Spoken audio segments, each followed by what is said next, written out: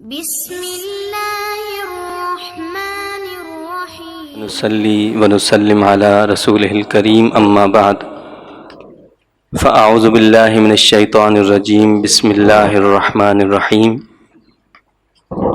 الحمدللہ۔ آج درس قرآن کی یہ 19ویں نشست ہے۔ اس سے پہلے سورہ بقرہ کی تقریباً 167 آیات مکمل ہو چکی ہیں، اور آج انشاءاللہ تعالی سورہ بقرہ کی آیت نمبر 168 سے درس دیا جائے گا۔ اس سے پہلے اللہ تعالیٰ نے ہمیں یہ بتایا کہ ہم اس کو الہ اور معبود کیوں مانیں، اسی کی عبادت کیوں کی جائے، اس کے سوا کسی کو معبود کیوں تسلیم نہ کیا جائے۔ تو اس کے دلائل اللہ تعالیٰ نے بتائے ہیں۔ اللہ تعالیٰ نے بتایا کہ یہ زمین آسمان یہ سب کچھ پیدا کرنے والا وہ رب کائنات ہے، اور اسی طرح دیگر دلائل اللہ تعالیٰ نے دیے، اور پھر اہل ایمان کی یہ علامت اور نشانی بھی بتائی کہ وہ اللہ تعالیٰ سے ٹوٹ ٹوٹ کر محبت کرتے ہیں۔ یعنی وہ دنیا میں دوسری محبتیں بھی ضرور ہوتی ہیں، لیکن سب سے بڑھ کر اگر کسی سے محبت وہ کرتے ہیں تو وہ صرف اللہ رب العزت سے محبت کرتے ہیں۔ یعنی اللہ کی محبت کے سامنے کسی اور محبت کو ترجیح نہیں دیا کرتے۔ اور اسی سلسلے میں یہ بات بھی ذہن نشین رکھنے کی ہے کہ اللہ سے محبت کا مطلب کیا ہے، یعنی اللہ کے احکام پر پابند ہو جانا، اس کے احکام کے منافی کسی چیز کو اختیار نہ کرنا، جس کی مثالیں ہماری تاریخ میں بھری پڑی ہیں کہ حضرت سیدنا ابراہیم علیہ السلام اللہ سے کیسی محبت کرتے تھے۔ اس کا اندازہ آپ اس بات سے لگا سکتے ہیں کہ احادیث مبارکہ میں یہ آتا ہے کہ ایک مرتبہ کسی نے اللہ کا ذکر کیا، آپ کہیں بکریاں چرا رہے تھے، تو آپ نے اللہ کی وہ حمد و ثنا، وہ تعریف و توصیف سنی تو فوراً پکارے۔ جب وہ شخص خاموش ہوا کہ بھائی دوبارہ تم اللہ کی یہ تعریف اور توصیف کرو۔ وہ دراصل اللہ کا ایک فرشتہ تھا اور یہ ایک آزمائش تھی۔ تو اس نے کہا کہ بھائی میں اس وقت تک اللہ کا نام نہیں لوں گا، اللہ کی وہ تعریف و توصیف نہیں کروں گا جب تک تم مجھ سے معاہدہ نہ کرو۔ فرمایا کس چیز کا معاہدہ؟ کہ فرمایا کہ اگر میں وہ اللہ کا ذکر کروں تو تم مجھے کیا دو گے؟ تو آپ نے فرمایا کہ تم اللہ کا وہ ذکر مجھے سناؤ، میں تمہیں یہ بہت بڑا ریوڑ تھا آپ کا بکریوں کا، فرمایا کہ آدھا ریوڑ تمہیں دے دوں گا۔ اس نے پھر اللہ کی ہم توصیف تعریف کی۔ پھر جب وہ رک گیا پھر آپ نے فرمایا کہ دوبارہ تم جو ہے اللہ کی حمد و تعریف توصیف کرو۔ اس نے پھر وہی بات کی کہ اگر میں نے تعریف توصیف کی تو اس کے بدلے میں کیا دو گے؟ تو آپ نے فرمایا کہ بھائی آدھا تو پہلے دے چکا ہوں ریوڑ، بقیہ جو ریوڑ ہے یہ بھی تمہیں دے دوں گا۔ پھر اس نے تعریف کی۔ اب پھر جب آپ نے اس سے کہا کہ اللہ کی تعریف کرو تو اس نے وہی سوال پھر رکھا کہ اب تو یہ سب میرا ہو گیا، اب کیا کرو گے؟ فرمایا کہ اب یہی ہو سکتا ہے کہ ان بکریوں کو چرانے کے لیے کسی خادم کی بھی تو ضرورت ہوتی ہے نا بھائی، تو فرمایا کہ تم اس کے بدلے میں مجھے ہی لے جانا تاکہ میں تمہاری بکریوں کو چروایا کروں۔ تو یہ ہے اللہ سے محبت، کہ اللہ کی محبت میں کہ یہ اللہ کا نام جو لے رہا ہے اتنا پیارا لگ رہا ہے، اتنی اس رب سے الفت اور محبت ہے کہ اس کے بدلے میں، اس نام کے بدلے میں تم مجھے بھی لے لو، اپنا غلام بنا لو، اپنا خادم بنا لو، یہ مجھے منظور ہے۔ کہ یہ ہے اللہ سے محبت، ٹوٹ کر محبت کرنا اللہ سے، اللہ کو ایسا چاہنا۔ ہم اللہ کی راہ میں جب دیتے ہیں تو 1000 مرتبہ سوچتے ہیں کہ دیں یا نہ دیں، دینا چاہیے یا نہیں دینا چاہیے، لیکن وہ اللہ کے نام پر اپنا سب کچھ قربان کر دیتے ہیں۔ حضرت خواجہ غریب نواز معین الدین چشتی اجمیری رحمۃ اللہ علیہ،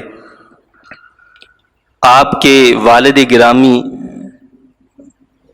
آپ بچپن میں تھے، چھوٹے تھے، ابھی آپ کا وصال ہو گیا تھا، تو وہ جو وراثت میں آپ کو باغ ملا تھا، اس باغ میں ایک دن باغبانی فرما رہے تھے تو ایک بزرگ آئے، ان سے ملے اور ان سے ایسا فیض پایا، اللہ کی ایسی محبت انہوں نے آپ کے دل میں کوٹ کر بھر دی کہ جب وہ بزرگ وہاں سے گئے تو انہوں نے اپنا وہ سارا باغ جو ہے وہ بیچ دیا، بیچنے کے بعد جتنی اس کی رقم ملی وہ سب کی سب فی سبیل اللہ، اللہ کی راہ میں مستحقین میں تقسیم فرما دی۔ یہ ہے اللہ کی محبت کہ بھائی اللہ کے لیے اپنا سارا مال قربان کر دیا، تو یہ اسے کہتے ہیں محبت الہی، کہ اللہ کی محبت میں اپنا سب کچھ قربان کر دیتے۔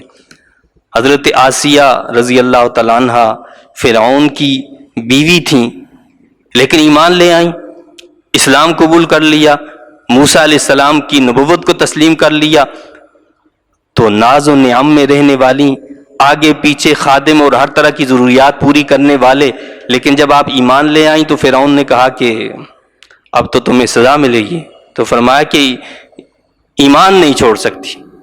سزائیں کیسی دی گئیں کہ آپ کے ہاتھوں میں، آپ کے پاؤں میں کیلیں لگا دی گئیں، جسم میں کیلیں ٹھونکی گئیں۔ آپ نے کہا کچھ بھی کر لو ایمان نہیں چھوڑوں گی۔ اللہ سے التجا کی، اللہ سے دعا کی کہ یا اللہ تو فرعون سے مجھے نجات عطا فرما دے اور میرے لیے جنت میں محل تعمیر فرما دے، لیکن ایمان کو نہیں چھوڑ۔ یہ ہے اللہ کی محبت کہ اللہ کے لیے تمام مشکلوں کو، مصیبتوں کو جھیل لیا، لیکن ایمان کا مطلب ہی اللہ سے محبت ہے۔ اللہ سے رشتہ اتنا مضبوط ہو گیا کہ اب اس رشتے کے سامنے کسی رشتے کو کوئی اہمیت نہیں ہے۔ حضرت موسیٰ علیہ السلام پر ایمان لانے والے جادوگر، جب ان کو فرعون نے دھمکی دی، کہا کہ بھائی اگر ایسا کیا تو میں تمہیں قتل کر دوں گا، تمہارے سل قلم کر دیے جائیں گے، تمہیں سولی پر چڑھا دیا جائے گا، تو جب وہ ایمان لے آئے تو ایمان کی حلاوت ایسی ہے، اس کی لذت ایسی ہے، یہ چیز ایسی ہے، انہوں نے کہا کہ تم کچھ کر لو، اب ہم تمہاری وزارتوں پر، تمہارے عہدوں پر لات مارتے ہیں، ہمیں ان کی ضرورت نہیں، اپنی جان دے دیں گے، سولی پر چڑھ جائیں گے، لیکن کیا ہے، ہم ایمان کو نہیں چھوڑیں گے۔ تو یہ ہے اللہ سے محبت۔ اس اللہ کی محبت کے علاوہ جتنی محبتیں ہوتی ہیں وہ پھر کیا ہوتی ہیں، آخرت میں منقطع ہو جاتی ہیں، ٹوٹ جاتی ہیں۔ اب اللہ تعالیٰ نے سورہ بقرہ کی اس اگلی آیت میں، یعنی سورہ بقرہ کے 21ویں رکوع کی ابتدا میں عام خطاب فرمایا تمام لوگوں سے، صرف مسلمانوں کو مخاطب نہیں کیا، تمام لوگوں کو مخاطب کیا، تمام لوگوں کو مخاطب کر کے فرمایا اعوذ باللہ من الشیطان الرجیم بسم اللہ الرحمن الرحیم یا ایہا الناس کلوا مما فی الارض حلالا طیبا ولا تتبعوا خطوات الشیطان انہ لکم عدو مبین۔ اے انسانوں، کھاؤ اس سے جو زمین میں ہے حلال اور پاکیزہ چیزیں، اور شیطان کے قدموں پر قدم نہ رکھو۔ تمام لوگوں سے خطاب کر کے فرمایا اللہ نے، صرف ایمان والوں کو نہیں کر فرمایا بلکہ تمام لوگوں کو۔ کیا فرمایا کہ زمین میں جو چیزیں حلال اور پاکیزہ ہیں، حلالن طیبہ۔ آج کی اس دنیا کے اندر طیب کا اہتمام تو کیا جاتا ہے، یعنی ہر غذا صاف ستھری ہو، اس کا اہتمام بڑے زور و شور سے کیا جاتا ہے، لیکن حلال کا اہتمام نہیں کیا جاتا۔ اسلام نے ہمیں صرف طیب چیزیں کھانے کا حکم نہیں دیا، بلکہ طیب کے ساتھ حلال کی شرط بھی رکھی ہے کہ وہ طیب بھی ہوں، ظاہری طور پر بھی وہ صاف ستھری ہوں، اور روحانی طور پر بھی وہ پاکیزہ ہوں، اس لیے کہ ظاہری طور پر صحیح ہوں گی تو جسم صحیح رہے گا، اور باطنی طور پر صحیح ہوں گی تو روح صحیح رہے گی، روحانی بیماریوں سے بھی وہ بچے گا اور جسمانی بیماریوں سے بھی محفوظ ہو جائے گا، اس لیے حلال اور طیب کا حکم دیا۔ اب جو حلال ہے. حلال کیا ہے؟ جس کو اللہ نے حرام نہیں قرار دیا وہ حلال ہے. اور طیب میں بھی علماء نے یہ فرمایا کہ ظاہری طور پر پاکیزہ ہو، اور طیب وہ چیز ہوتی ہے جو حرام ذرائع سے بھی حاصل نہ کی گئی ہو. سود، رشوت، جوا، سٹا، بلیک مارکیٹنگ اور یہ طرح طرح کے جو دھندے ہوتے ہیں، ان سب سے جو پاک ہو اس کو طیب کہا جاتا ہے. اور اسلام میں اس کی اتنی بڑی اہمیت ہے کہ حلال رزق کے بغیر جو ہے انسان کی عبادت قبول نہیں ہوتی. ایک حدیث شریف ہے جس کا مفہوم یہ ہے کہ ایک بندہ آتا ہے، غبار آلود ہوتا ہے، اور اس کے چہرے پر جو ہے غبار کے تھکن کے آثار نمایاں ہوتے ہیں. آ کر اللہ سے التجائیں کرتا ہے، اپنے ہاتھوں کو بلند کرتا ہے، آسمان کی طرف بلند کرتا ہے، یا رب یا رب، اے میرے مولا میری یہ مشکل حل کر دے، میری یہ تکلیف دور کر دے. روتا ہے، گڑ گڑاتا ہے، سب کچھ کرتا ہے. فرمایا کہ اس کی دعائیں کیسے قبول ہوں کہ اس کا کھانا حرام، اس کا لباس حرام، اس کا پینا حرام. تو اس کی دعا انا یستجاب لہ، ایسے شخص کی دعا کو کیسے قبول کیا جائے گا؟ اس کی دعا قبول نہیں ہوتی، ایسے شخص کی عبادت کو قبول نہیں کیا جاتا. تو عبادت کے لیے بنیادی چیز ہی رکھی ہے حلال. حلال جب انسان کھائے گا تو عبادت کی توفیق بھی اللہ عطا فرمائے گا، اخلاص کی توفیق بھی عطا فرمائے گا. لیکن حلال ہی نہ کھائے، حلال و حرام کی تمیز ہی اٹھ جائے تو پھر سب کچھ بیکار ہو جاتا ہے. ایک شخص جو ہے وہ وضو کرے ہی نہ، بغیر وضو کے آ کے سجدے پہ سجدے کرتا چلا جائے، تو آپ مجھے بتائیے کہ اس کے یہ سجدے قابل قبول ہوں گے؟ کبھی قبول نہیں ہیں، کہ اس نے اس طریقے کو اختیار ہی نہیں کیا جو اللہ نے اختیار کرنے کا حکم دیا ہے. تو پہلی شرط بنیادی وضو کرنا ہے، پھر نماز کی ادائیگی ہوگی. اسی طرح مسلمان کے لیے عبادت کے لیے بنیادی شرط یہ قرار دی کہ وہ حلال رزق کو استعمال کرے. اسی لیے ہمارے بزرگ یہ فرماتے ہیں کہ 3 چیزوں میں نجات ہے. حلال کا استعمال پہلی بنیادی شرط ہے، حلال کھاؤ اور فرائض کو ادا کرو، اور تیسری چیز محمد عربی صلی اللہ علیہ وسلم کی پیروی اور اتباع کرو تو کامیاب ہو جاؤ گے.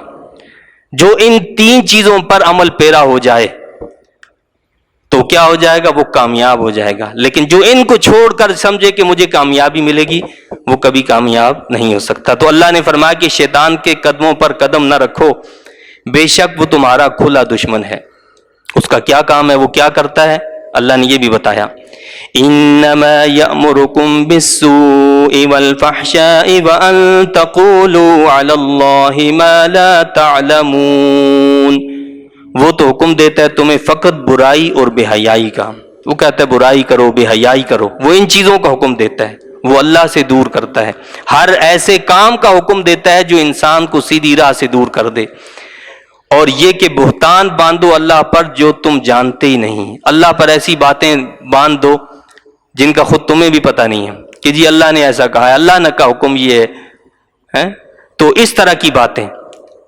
اللہ بڑا غفور الرحیم ہے، اس میں کوئی شک نہیں ہے، وہ غفور الرحیم ہے، لیکن وہ قہار اور جبار بھی ہے. لیکن وہ ہمیں صرف ایک ہی تھپکی دیتا ہے، وہ غفور الرحیم ہے، غفور الرحیم ہے. کیا مطلب کہ یعنی عمل کو چھوڑ دو، عمل کیا کرو گے؟ نہیں، اللہ نے حکم دیا ہے. اس نے جہاں یہ فرمایا کہ میں غفور الرحیم ہوں تو جبار اور قہار بھی ہوں. اس نے حکم ایسے نہیں دے دیے، وہ اسی لیے دیے ہیں تاکہ پتہ چلے کہ میری محبت کس کے دل میں ہے اور غیر کی محبت کس کے دل میں. جس کے دل میں میری محبت ہوگی وہ تو میری پیروی کرے گا، میرے حکم کو مانے گا. اور جس کے دل میں میری محبت نہیں ہوگی تو وہ ٹھیک ہے، وہ شیطان کے قدموں پر چلے گا.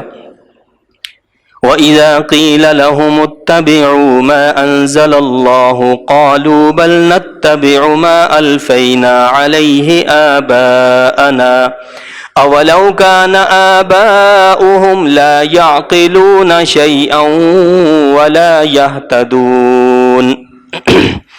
اور جب کہا جاتا ہے ان سے پیروی کرو اس کی جو نازل فرمایا اللہ نے، تو کہتے ہیں نہیں، بلکہ ہم تو اس کی پیروی کریں گے جس پر ہم نے پایا اپنے باپ دادوں کو. فرمایا کہ ان کافروں کا یہ حال ہے کہ جب ان کو کہا جاتا ہے بھائی جو اللہ نے نازل کیا اس کی پیروی اتباع کرو تو کہتے ہیں ہم اس کو نہیں مانتے. ہم تو وہ مانیں گے جو ہمارے باپ دادا کرتے تھے، جو رسم و رواج ان کے تھے، جو طور طریقے ان کے تھے، ان کو ہم مانیں گے۔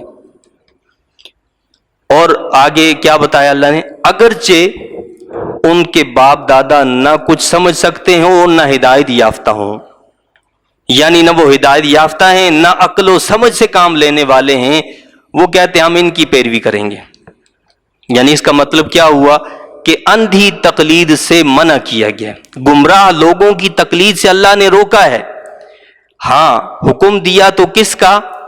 کہ جو ما انزل اللہ کی پیروی کرتے ہوں، جو اللہ نے نازل کیا اس کی پیروی کرنے والے جو ان کی اتباع کا اللہ نے خود حکم دی ہے۔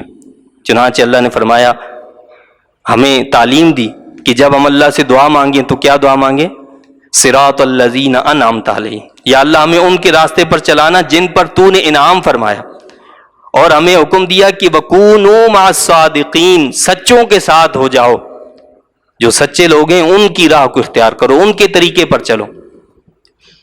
اور حضرت سیدنا یوسف علیہ السلام نے بھی جیل میں ایسے ہی الفاظ ادا کیے تھے، فرمایا کہ میں کیا کرتا ہوں، میں اتباع کرنے والا ہوں اپنے آباء و اجداد کے دین کی، ملت آبائی، میں اپنے آباء و اجداد کی ملت کی اتباع کرنے والا ہوں، کیونکہ وہ سب صلحاء تھے، نیک تھے۔ تو جو ایسے صلحاء ہوں، جو ایسے نیک ہوں کہ جن کی نیکی مسلم ہو، جن کو دنیا کے نیکوں نے نیک قرار دیا ہو، تو ظاہر ہے کہ ان کی اتباع اور پیروی تو لازمی ہوگی نا۔ بھائی جنہوں نے اپنی ساری زندگی کو اللہ کے حکموں کی تعمیل میں لگا دیا، اللہ کے دین کی سربلندی میں صرف کر دیا، ہمارے وہ علماء، وہ محدثین، وہ مفسرین، وہ مجتہدین کرام، وہ فقہائے کرام، جنہوں نے اپنی ساری زندگی قرآن و حدیث میں بسر کر دی، جتنا وہ قرآن و حدیث کو جانتے تھے ہم اس کا عشر عشیر بھی نہیں جانتے، تو آج ہم یہ دعویٰ کریں کہ جی ہم تو ان سے زیادہ جانتے۔ انہوں نے جو کتابیں چند دنوں میں لکھی تھیں یا چند مہینوں میں لکھی تھیں، ہم سالوں میں ان کو پڑھ نہیں پاتے، تو ہم یہ دعویٰ کریں کہ نہیں جی ہم ان سے زیادہ جانتے ہیں اور ہم ان کی نہیں مانیں گے، ہم اپنے حکم کی پیروی کریں گے، نہیں، یہ تو اصل میں شیطان کے قدموں پر چلنا ہوگا۔ ہاں ان کی اتباع اور پیروی کرنا کہ جن کی ہر گھڑی کیا تھی، وہ اللہ کے لیے صرف تھی، وہ اللہ کے لیے رات دن گزارتے تھے، اس کے احکام میں سوچتے تھے۔ حضرت امام شافعی رحمۃ اللہ علیہ کے بارے میں ایک واقعہ آتا ہے کہ ایک شب سوئے، ان کے کوئی چاہنے والے ان کے ہاں چلے گئے، یہی دیکھنے کے لیے دیکھتے ہیں کہ ان کی رات کیسے گزرتی ہے، تو آپ بھی بستر پر چلے گئے، وہ بھی بستر پر لیٹ گئے۔ وہ صاحب جو ہیں رات کو اٹھے، انہوں نے تہجد کی نماز بھی پڑھی، امام شافعی رحمۃ اللہ علیہ نہیں اٹھے، اور صبح جب نماز فجر کا وقت ہوا تو امام صاحب ایسے ہی بستر سے اٹھے اور مصلی پر آ کر کھڑے ہو گئے، نماز جو ہے پڑھا لی اسی طرح۔ تو دل میں وہی کھٹکا تھا کہ بھائی یہ کیا، یہ تو سوئے رہے رات بھر، تہجد بھی نہیں پڑھی اور آ کر اسی طرح نماز بھی پڑھا دی۔ تو امام صاحب سے درس کے بعد سوال کر لیا کہ جی حضور یہ کیا معاملہ ہے کہ آپ تو، فرمایا کہ بھائی بات یہ ہے کہ جب رات کو میں لیٹا فلاں آیت جو وہ میرے ذہن میں آ گئی، اب میں اس پر سوچتا رہا، اس سے میں نے 300 کچھ مسائل، آپ نے فرمایا کہ میں نے 300 اتنے مسائل اخذ کیے ہیں، تو مجھے نیند نہیں آئی، میں تو اسی میں مستغرق رہا، اور صبح فجر کی اذان ہوگی تو اٹھ کر آ گیا، میں سویا ہی نہیں۔ تو وہ اپنی ذات پر دوسروں کو ترجیح دیتے تھے، یعنی انہوں نے وہ کام کیا جو صرف ان کی ذات کو فائدہ دینے والا نہیں تھا، مجھے آپ کو فائدہ دینے والا تھا۔ انہوں نے ہمارے لیے ان مسائل کو اخذ کیا کہ اس قرآن کی آیت سے کیا کیا مسائل نکلتے ہیں، وہ ان میں مستغرق رہے، آنے والوں کے لیے سہولت ہو جائے، آنے والوں کو پتہ چل جائے کہ اس مشکل سے کس طرح ہم نکل سکتے ہیں، قرآن اس کے بارے میں کیا کہتا ہے، حدیث اس کے بارے میں کیا کہتی ہے، اجماع صحابہ اس پر کیا کہتا ہے، صالحین اس کے بارے میں کیا کہتے ہیں۔ تو کہتے ہیں میں نے 300 اتنے مسائل نکالے ہیں، تو لہٰذا میں سویا نہیں تو میرا وضو کیسے جائے گا۔ تو بات یہ ہے کہ یہ ہوتے ہیں اللہ والے، ان کی تقلید کرنے کا حکم دیا، لیکن ان کے علاوہ دوسروں کی تقلید سے منع کیا، روکا ہے۔ اگر کوئی ایسی رسم، ایسا رواج، کوئی ایسا طریقہ ہے جس سے قرآن منع کرتا ہے، جس سے سنت روکتی ہے، جس سے رسول اللہ صلی اللہ علیہ وسلم منع فرماتے ہیں، تو ایسے طریقے کی اتباع کا ہمیں حکم نہیں ہے، اس کو نہیں مانا جائے گا، اس کے مقابلے میں اللہ اور اس کے رسول صلی اللہ علیہ وسلم کی بات کو تسلیم کیا جائے گا۔ تو فرمایا کہ ان کافروں سے، ان جاہلوں سے، ان رسم و رواج کے پابند لوگوں سے جب یہ کہا جاتا ہے کہ اللہ کے نازل کردہ جو احکامات ہیں ان پر عمل کرو، تو کیا کہتے ہیں؟ تو کہتے ہیں نہیں، بلکہ ہم تو اس کی پیروی کریں گے جس پر ہم نے پایا اپنے باپ دادوں کو، اگرچہ ان کے باپ دادا نہ کچھ سمجھ سکتے ہوں اور نہ ہدایت یافتہ ہوں۔ اب اللہ نے ان کی مثال دی ہے کہ ان کافروں کی مثال، ان عقل کے اندھوں کی مثال، ان رسم و رواج پر آنکھیں بند کر چلنے والوں کی مثال کیسی ہے؟ اللہ فرماتا ہے وَمَثَلُ الَّذِينَ كَفَرُوا كَمَثَلِ الَّذِي يَنْعِقُ بِمَا لَا يَسْمَعُ إِلَّا دُعَاءً وَنِدَاءً صُمٌّ بُكْمٌ عُمْيٌ فَهُمْ لَا يَعْقِلُونَ۔ اور مثال ان کی جنہوں نے کفر اختیار کی ایسی ہے جیسے کوئی چلا رہا ہو ایسے جانوروں کے پیچھے جو نہیں سنتے سوائے خالی پکار اور آواز کے۔ فرمایا کہ ان کی مثال تو ایسے ہے جیسے بکریوں کا، بھیڑوں کا ایک ریوڑ ہو، آپ اس کو پکارتے رہیں، وہ صرف آواز سنتے ہیں، ان کو کچھ پتہ نہیں ہوتا، بس اس آواز کو سنتے ہیں، سمجھتے کچھ نہیں۔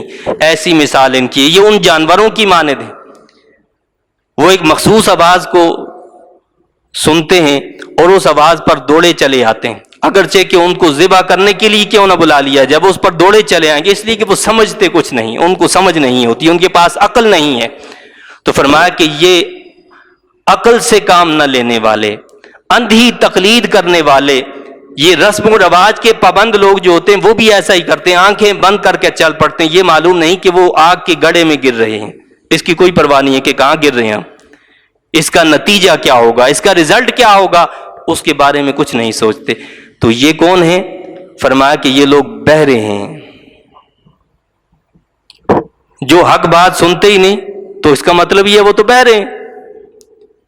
آپ کتنا ان کو پکارو، بہرا آواز کہاں سے سنے گا، اس کی وہ آواز آتی ہی نہیں ہے، تو یہ تو بہرے ہیں۔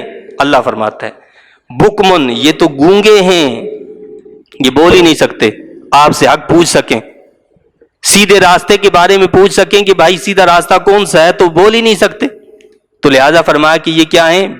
گونگے ہیں۔ فرمایا کہ اندھے ہیں، اگر آپ ان کو راستہ بتا بھی دیں لیکن اگر بینائی ہی نہ ہو تو اس راستے پر کیسے چلیں گے؟ اندھے ہیں۔ فرمایا کہ یہ اندھے ہیں۔ اللہ کیا فرماتا ہے؟ یہ بہرے ہیں، گونگے ہیں، اندھے ہیں، سو وہ کچھ نہیں سمجھتے، یہ کچھ سمجھنے والے نہیں، کہ انہوں نے اپنے ان آباء و اجداد کی تقلید کرنی ہے۔ تو اس سے ہمیں سوچنا چاہیے کہ کہیں ایسا تو نہیں کہ عملی زندگی میں ہم بھی ایسا کرتے ہوں، جب مسجد میں آتے ہیں تو ہم سب سے بڑے نمازی، کعبۃ اللہ میں جاتے ہیں سب سے بڑے حاجی، جہاد پر جاتے ہیں تو سب سے بڑے غازی، بازار میں جاتے ہیں تو سب سے بڑے بدماش ہم ہی ہوتے ہیں، دنیا کے معاملات ہم جب اختیار کرتے ہیں تو ہم سے زیادہ برا کوئی نہیں ہوتا، تو پھر ہم میں مسلمانی نام کی تو کوئی چیز نہیں ہے۔ اسلام اس کا نام تھوڑا ہے کہ ہم نے نماز پڑھ لی، روزہ رکھ لیا، بس نہیں، اسلام نام ہے زندگی کے تمام معاملات میں اللہ کے حکم کی فرمانبرداری کرنا، اللہ کے حکم کے سامنے اپنے سر کو خم کر دینا، یہ ہے اسلام۔ اور وہ ہے مسلمان جو اللہ کے حکم کے سامنے اپنے سر کو خم کر دیتا ہے کہ میں کچھ نہیں، مجھے تو میرے رب نے جو حکم دیا میں اس کی تعمیل کروں گا، میرا ماحول، میرا معاشرہ، میرے آگے پیچھے کوئی کام آنے والا نہیں۔ کام آنے والا کون ہے؟ اللہ ہے، اللہ کے رسول صلی اللہ علیہ وسلم ہیں، وہ صلحاء ہیں کہ جن کی صحبت میں بیٹھ کر ہم نے اللہ کے دین کو سمجھا ہوگا اور اپنی زندگی کو صحیح بسر کیا ہوگا، جنہوں نے ہماری زندگی کے اندر تبدیلی پیدا کی ہوگی۔ تو فرمایا کہ یہ لوگ اندھے ہیں، بہرے ہیں، گونگے ہیں، کچھ نہیں سمجھتے۔ اب اللہ تعالیٰ نے یہ سورہ بقرہ کا تقریباً نصف اول جو تھا یہ ایسا تھا جس میں منافقین کو بھی خطاب کیا گیا، مشرکین کو بھی خطاب ہوا، کافروں کو بھی خطاب کیا گیا، اہل کتاب سے بھی خطاب ہوا، لیکن اب یہاں سے یہ نصف ثانی جو سورہ بقرہ کا شروع ہو رہا ہے، اب مسلمانوں سے خطاب ہے، اور مسلمانوں کو عملی احکام کی تعلیم دی گئی ہے۔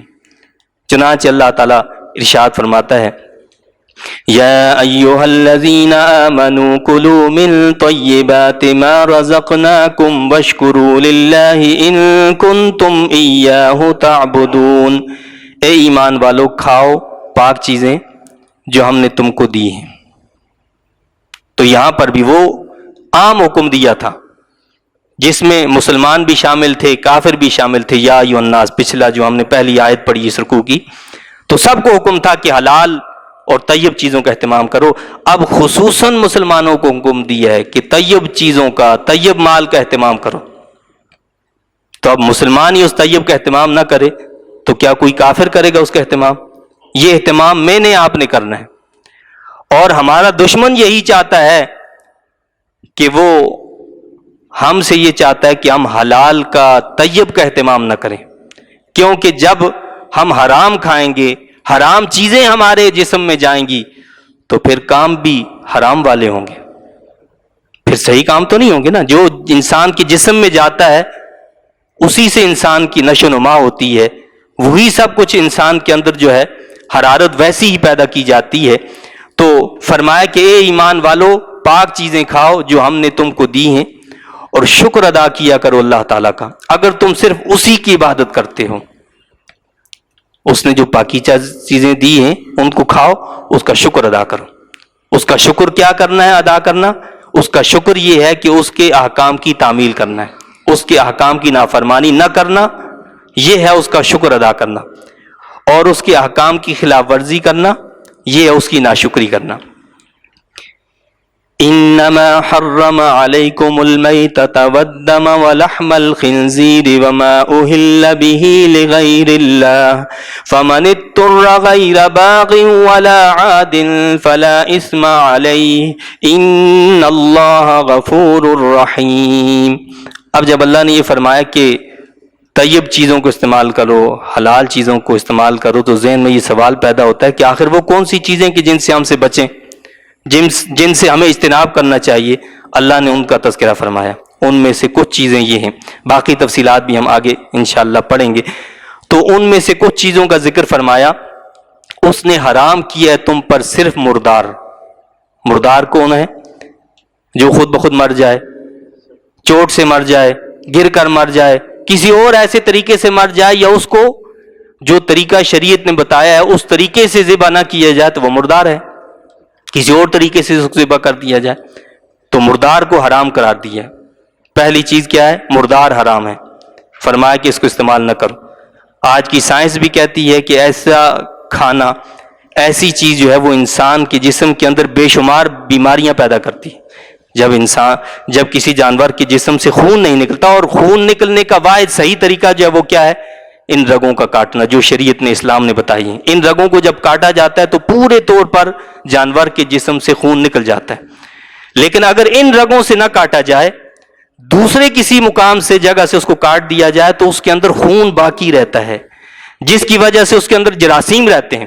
اگر اس گوشت کو کھا لیا جائے تو وہ انسان کے لیے مضر صحت ہوتا ہے۔ تو پہلی چیز فرمایا کہ مردار حرام ہے، مردار نہیں کھانا۔ دوسری چیز اللہ نے فرمایا کہ والدم، خون حرام ہے، بہتا ہوا خون جو ہوتا ہے یہ حرام ہے، اس کو استعمال نہیں کر سکتے۔ اور ولحم الخنزیر، سور کا گوشت بھی حرام ہے۔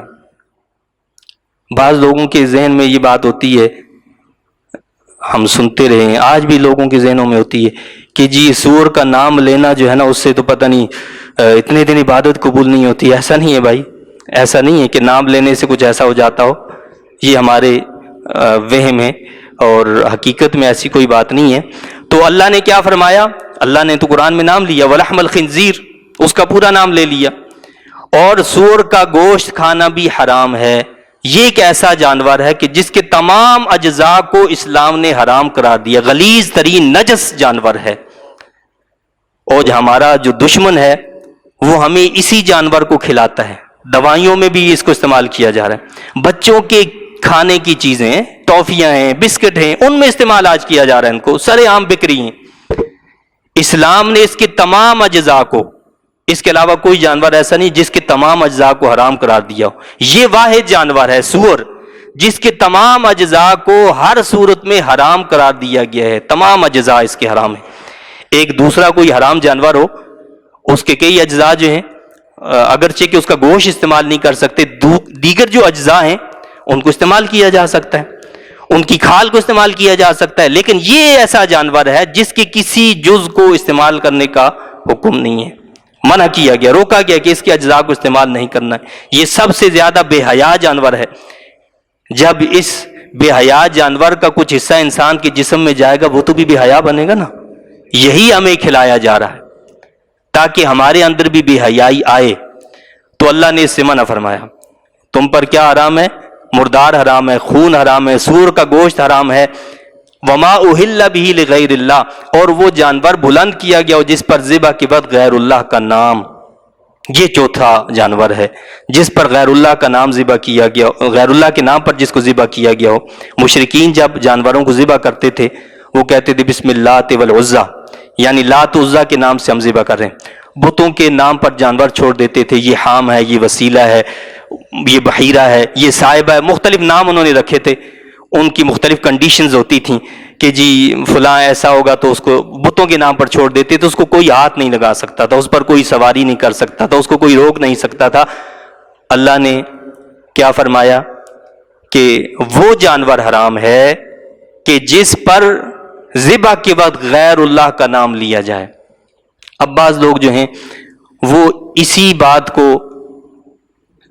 مسلمانوں پر بھی لگا دیتے ہیں کہ مسلمان جو ہیں اگر بزرگوں کے ایصال ثواب کے لیے کسی جانور کو ذبح کریں تو کہتے ہیں کہ یہ جو ان سے مشابہت ہے۔ تو ان سے کیسے مشابہت ہوگی بھائی مجھے بتاؤ۔ ان کے دو طریقے تھے، ایک طریقہ تو یہی تھا، میں نے آپ کو بتایا کہ جب وہ ذبح کرتے تھے تو کیا کرتے تھے بسم اللہ والعزیٰ۔ کوئی مسلمان میں نے تو آج تک نہیں دیکھا، اگر آپ نے دیکھا ہو تو مجھے بتائیں، کہ جو ذبح کرتے ہوئے کہتا ہو کہ بسم غوث اعظم یا بسم حضرت خواجہ غریب نواز رحمۃ اللہ علیہ، یعنی اللہ کے نام کے علاوہ کسی اور کا نام لے، حتیٰ کہ محمد عربی صلی اللہ علیہ وسلم جو اس کائنات کی جان ہیں، اس مخلوقات میں سب سے افضل ہیں، کوئی ان کا نام لے کر ذبح نہیں کرتا تو کسی اور کا نام لے کر مسلمان کیسے ذبح کر سکتا ہے؟ تو یہ تو بدگمانی ہوئی۔ دوسری چیز، جو مشرکین تھے وہ جانور کو ذبح کرتے تھے، اگر بالفرض اللہ کا نام لے کر وہ ذبح کریں، وہ لات عزیٰ کا نام نہ لیں، اللہ کا نام لے کر ہی ذبح کریں، لیکن ذبح کس کے لیے کریں؟ بتوں کے لیے، یعنی وہ بتوں کی عبادت کرتے تھے، بتوں کی پوجا کرتے تھے، وہ بتوں کی عبادت کی غرض سے بھی قربانیاں کیا کرتے تھے، تو ظاہر بات ہے کہ اس کے حرام ہونے میں کس کو شک ہو سکتا ہے کہ اگر کسی کی عبادت کے لیے کوئی جانور ذبح کیا جائے تو کوئی مسلمان ایسا ہے جو کسی پیر کی، کسی شیخ کی، کسی اللہ کے ولی کی، کسی اللہ کے نبی کی عبادت کرتا ہو؟ مسلمانوں میں ہم نے تو کوئی نہیں دیکھا کہ جو کسی اللہ کے نبی ولی کسی کی عبادت کے لیے ایسا کرتا ہو۔ ہاں مسلمان جو ہے جب ذبح کرتا ہے تو اللہ کے نام سے ہی ذبح کرتا ہے، اور جب ذبح کرتا ہے تو وہ اس نیت سے ذبح کرتا ہے کہ یہ جب ذبح کروں گا اس سے جو کھانے پینے کا اہتمام ہوگا، لوگ کھائیں گے تو اس کا ثواب میں اللہ کے فلاں نیک نبی کو، اللہ کے فلاں نبی کو، اللہ کے فلاں رسول کو، اللہ کے فلاں ولی کو بخش دوں گا، یا میں اپنے اعزاء و اقارب کو، اہل ایمان کو بخش دوں گا۔ وہ صرف ایصال ثواب کی نیت کرتا ہے۔ اب اس سے بدگمانی کرنا اور اس کو بھی اس میں شامل کر دینا کتنی بڑی زیادتی ہے اور کتنی بڑی تحریف ہے۔ امام ابو بکر جساس رحمۃ اللہ علیہ یہ فرماتے ہیں اس آیت کے بارے میں، یہاں جو لکھا ہے کہ وما اہل بہ لغیر اللہ، کہتے ہیں کہ لا خلاف بین المسلمین ان المراد بالذبیحۃ اذا اہل بها لغیر اللہ عند الذبح، یعنی آپ یہ فرماتے ہیں کہ مسلمانوں کا اس بات پر اتفاق ہے، کوئی اختلاف نہیں ہے۔ کیا اتفاق ہے؟ فرماتے ہیں کہ یہاں اہل بہ لغیر اللہ سے مراد کیا ہے؟ اذا اہل بها لغیر اللہ عند الذبح، جب ذبح کے وقت اللہ کے سوا کسی اور کا نام لیا جائے تو اس سے وہ مراد ہے۔ یہ مراد نہیں ہے کہ وہ اللہ کے نام پر ذبح کیا اور حرام ہو گیا، بلکہ میں نے آپ کو بتایا کہ مشرکین جو ہے نا وہ صائبہ اور صائمہ اور طرح طرح کے جو نام رکھتے تھے، اس کے لیے بھی اسلام نے یہ حکم دیا کہ اگر کوئی مسلمان اس جانور کو خریدتا ہے، خرید کر وہ اللہ کے نام پر ذبح کرتا ہے، وہ حلال ہے، کسی کا نام لینے سے حرام تو نہیں ہو جاتا۔ اب میں کہتا ہوں کہ جی میری بکری ہے، یہ میری گائے ہے، تو میں غیر اللہ ہوں یا نہیں غیر اللہ ہوں، تو کیا میرا نام لینے سے وہ حرام ہوگی؟ اگر حرام ہوگی تو پھر تو یہ بھی حرام ہونی چاہیے۔ تو اس سے حرام نہیں ہوتا. حرام اس وقت ہوگا جب میں کسی کی عبادت کی نیت، یعنی اللہ کے سوا کسی کی عبادت کی نیت سے اگر ذبح کروں، اگرچہ کہ اس پر اللہ کا نام کیوں نہ لے لیا جائے، وہ حلال نہیں ہے، وہ حرام ہے. یا کھلم کھلا میں نام لے لوں کہ اللہ کا نام لیے بغیر، یعنی کسی اور کا نام لے کر ذبح کروں، وہ حرام ہے. اب اس کو کوئی حلال سمجھتا ہو، ایسا شخص مسلمان نہیں ہو سکتا. ایسا شخص مشرک ہو سکتا ہے، مسلمان نہیں ہو سکتا. تو مسلمانوں کا ایسا عقیدہ نہیں ہے کہ وہ ایسا کرتے ہوں.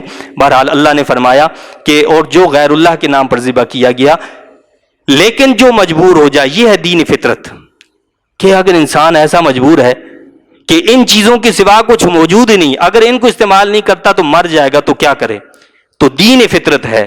تو لہٰذا کیا حکم دیا؟ لیکن جو مجبور ہو جائے، درآں حال ہے کہ وہ نہ سرکش ہو اور نہ حد سے بڑھنے والا، تو اس پر بقدر ضرورت کھا لینے میں کوئی گناہ نہیں.